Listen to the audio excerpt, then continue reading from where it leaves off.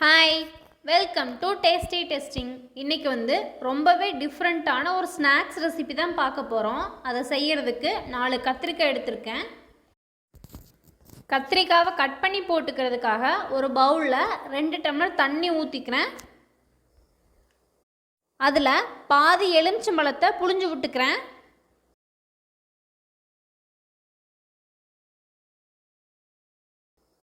சின்ன ஸ்பூனில் ஒரு அரை ஸ்பூன் உப்பு சேர்த்துட்டேன். நல்லா மிக்ஸ் பண்ணி விட்டுக்கலாம். இப்போ கத்திரிக்காயை தோல் சீவி எடுத்துக்கலாம். நான் இன்றைக்கி ஒரே கத்திரிக்காயை மட்டும்தான் தோல் சீவி எடுத்துக்கிறேன். மற்றதெல்லாம் தோல் சீவாமையே சேர்த்துக்குவேன். இந்த கத்திரிக்காவை காம்பு வரைக்கும் மட்டும் நீளமாக கட் பண்ணி எடுத்துக்கோங்க. அதுக்கு மேலே கட் பண்ணிங்கன்னா ஒன்று சேர்ந்து நிற்காமல் உடஞ்சி உளுந்துடும்.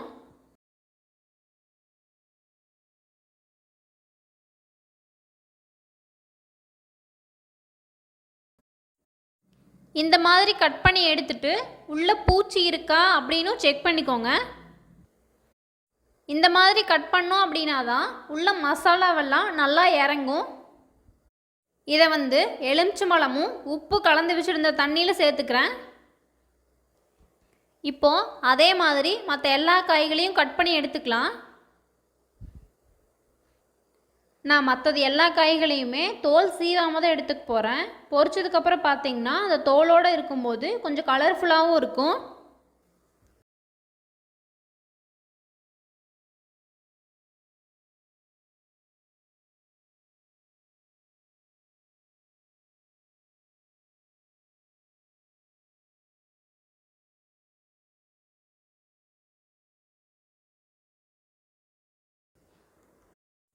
எல்லா காய்களையுமே கட் பண்ணி எடுத்தாச்சு.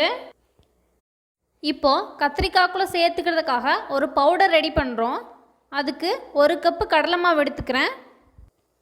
எந்த கப்பில் கடலை மாவு எடுத்தோமோ அதே கப்பில் அரை கப்பு அரிசி மாவு. உப்பு உங்களுக்கு தேவையான அளவு சேர்த்துக்கோங்க.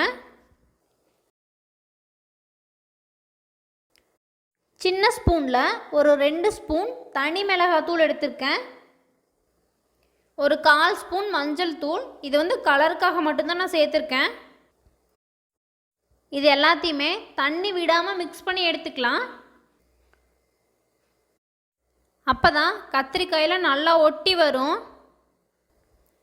இப்போது கத்திரிக்காயில் தண்ணி இல்லாமல் இந்த மாதிரி வடிச்சிட்டு எடுத்துக்கோங்க. இப்போது எடுத்து வச்சுருந்த அந்த மாவில் போட்டு எல்லா பக்கம் படுற மாதிரி பரட்டி விட்டுக்கலாம். கத்திரிக்காய்க்கு உள்ளேயுமே இந்த மாவு படுற மாதிரி நல்லா விரித்து சேர்த்திக்குங்க.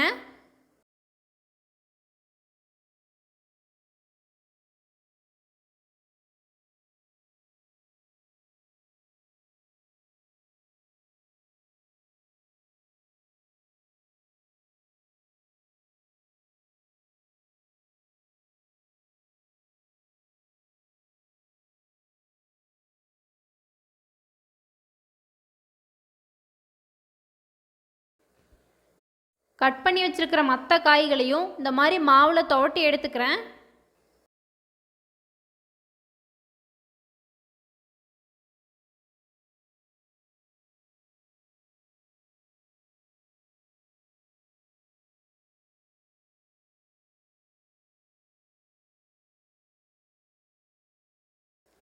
இந்த மாதிரி தட்டி எடுத்துக்கோங்க.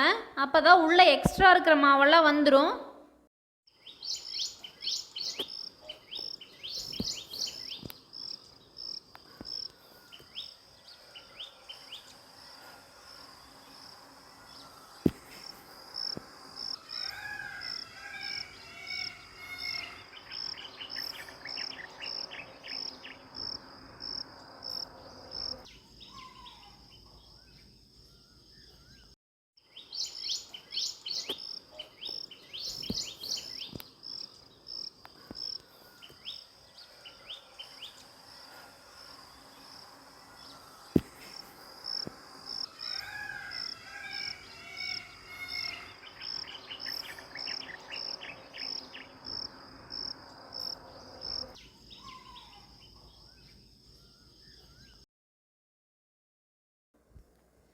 எல்லா காய்களையுமே மாவில் பரட்டி எடுத்தாச்சு.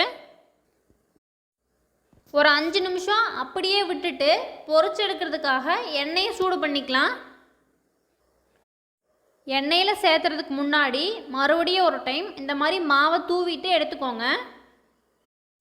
அப்போ தான் அந்த பிக்சரில் காமிச்சிருக்கிற மாதிரி ஒன்றோட ஒன்று ஒட்டாமல் பிரிஞ்சு வரும். இல்லைன்னா ஒன்றோட ஒன்று ஒட்டி போண்டா மாதிரி ஆயிரும்.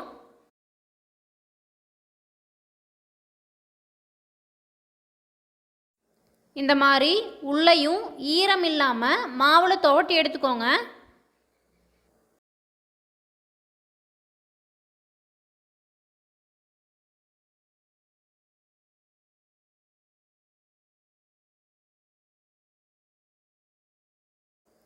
எண்ணெய் சூடாயிருச்சு. ஒவ்வொன்றா எண்ணெயில் சேர்த்து பொரிச்சு எடுத்துக்கலாம். அப்பப்போ திருப்பி விட்டுக்கோங்க.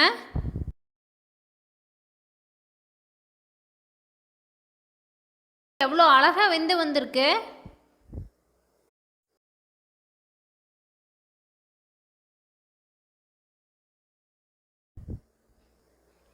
இதே மாதிரி எல்லாத்தையும் பொரிச்சு எடுத்துடலாம்.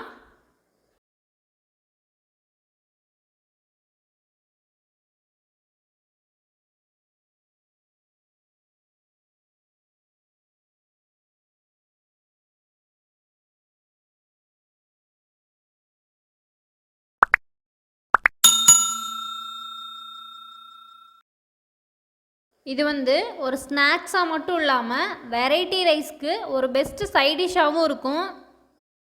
இந்த மாதிரி ஒரு டைம் கண்டிப்பாக ட்ரை பண்ணி பாருங்கள். அடிக்கடி செய்வீங்க.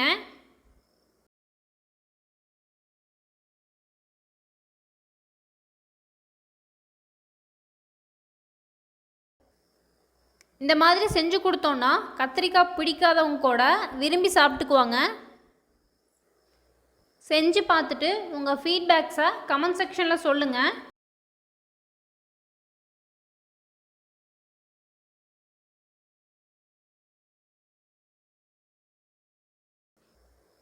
எல்லா பக்கமே நல்லா வெந்து வந்துருச்சு.